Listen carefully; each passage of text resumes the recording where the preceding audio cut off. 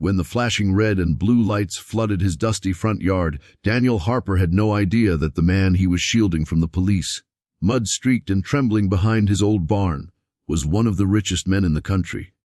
All he knew was that a terrified stranger needed help. What Daniel didn't know was that this single act of compassion would rewrite the rest of his life and turn his quiet world upside down in ways he could never imagine. It was raining hard that night, the kind of cold, relentless rain that soaked through everything, even hope. Daniel Harper, a single dad, sat on the porch of his run-down farmhouse, watching the storm blur the outline of the distant hills. Inside, the soft hum of the generator mixed with his daughter Lily's laughter as she played with her old, half-broken doll. Life hadn't been kind to Daniel. Once a skilled mechanic with dreams of owning his own workshop, he had lost everything: his wife to illness, his business to debt, and his pride to endless struggle.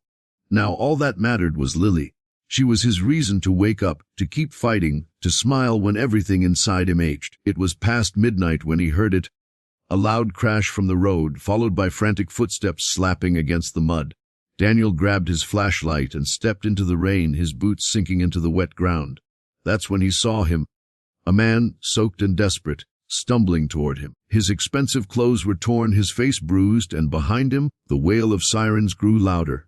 "Please, hide me," the man gasped. "They'll kill me if they find me." Daniel hesitated. Every instinct screamed danger. But then he saw the man's eyes, raw fear, not guilt. Without another thought, Daniel nodded and motioned him toward the old barn. "Go. Hide there. Don't make a sound." Minutes later, the police stormed up his driveway, their flashlights slicing through the darkness. "Sir, did you see anyone pass this way?"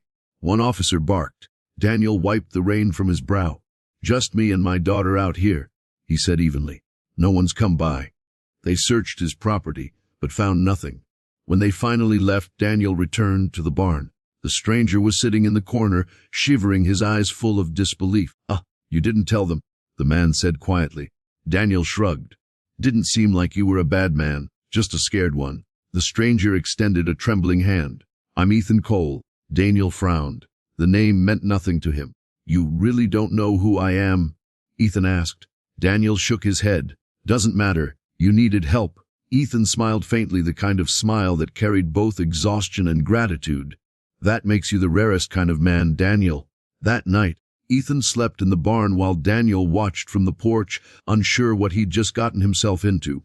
By dawn, the stranger was gone, leaving only muddy footprints behind. Daniel figured it was over. But he couldn't have been more wrong. The next morning started like any other. Daniel packed Lily's lunch, kissed her forehead, and sent her off to the school bus with a wave. He was halfway through fixing a neighbor's tractor when he heard it, a deep rumble growing louder by the second. Then came the sound of engines, not one or two, but dozens. Daniel stepped outside, wiping grease off his hands. His heart stopped. The road in front of his farmhouse shimmered under the morning sun, lined with over 200 luxury cars, Lamborghinis, Ferraris, Bentleys, Rolls-Royces, all gleaming like a parade of gold and steel. And from the first car stepped Ethan Cole, no longer the drenched fugitive from last night, but a man transformed, dressed in a tailored suit, surrounded by bodyguards, cameras, and flashing lights. "Mr. Harper," Ethan called out, smiling as he approached. "I told you I'd be back." Daniel blinked. "What is this? What's going on?" Ethan clasped his hand firmly. "You saved me when I had nothing. I owe you everything." As it turned out, Ethan Cole was a billionaire CEO who had been framed in a corporate sabotage scheme by his own board. When the police came after him, he ran, to survive long enough to clear his name. Daniel's choice to protect a stranger had given him that chance. Ethan gestured toward the cars. "These aren't for show, Daniel. They're yours to sell, keep, or give away. And that barn," he pointed toward the old, crumbling structure, "is about to become the foundation of your new life. I've already set up a full auto workshop in your name. You and your daughter won't struggle again." Daniel's throat tightened. "Ethan, I can't accept this." "You can," Ethan said softly, "because sometimes good men deserve something good to happen to them." Lily came running out, eyes wide at the sight of the cars. "Daddy, are they all yours?" Daniel knelt beside her, tears mingling with his smile.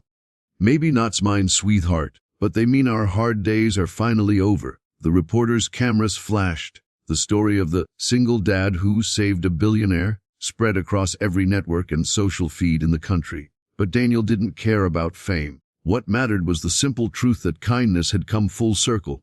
That night, as the last of the cars drove away and the lights faded, Daniel looked up at the stars, holding Lily close.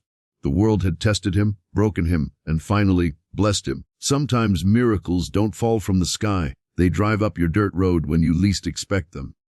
Morals compassion costs nothing, but it can change everything.